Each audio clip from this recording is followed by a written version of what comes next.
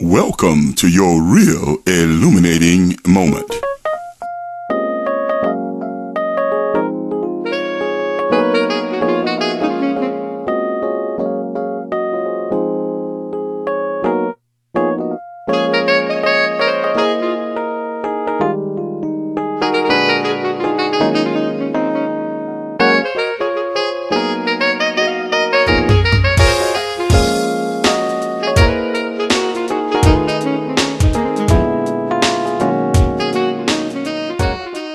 People say that they want to be used by God, but what they really mean is that they want to be used in a way that gets them noticed, that gets them a good name, popularity, and maybe even prosperity.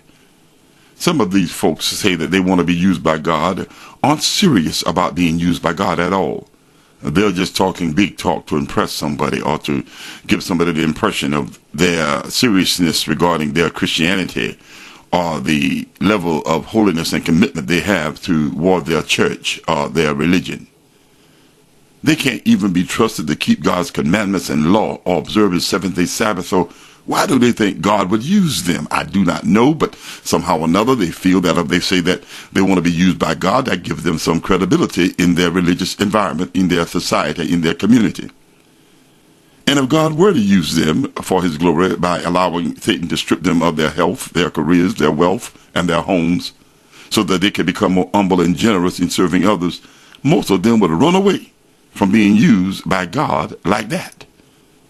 They would reject the notion that it is God using them like that. They couldn't believe that God would allow such things to happen to them, such tragedy to occur to them.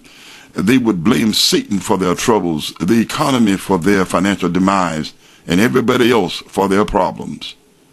See, many folks have glamorized being used by God, but God work may require us to get dirty and poor, to sacrifice ourselves and our well-being for another, to love the unlovable and forgive the ones who slaughter us.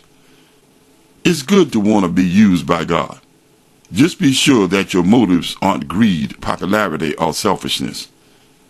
All jobs aren't glamorous, prosperous, or without personal cost. Most of the time, it will cost us everything to serve the Lord. So before you open your mouth trying to impress someone with your willingness to be used by God, consider the fact that once you're being used by God, the folks that you were trying to impress will become unimpressed with you and may very well become your enemies because of how God chose to use you.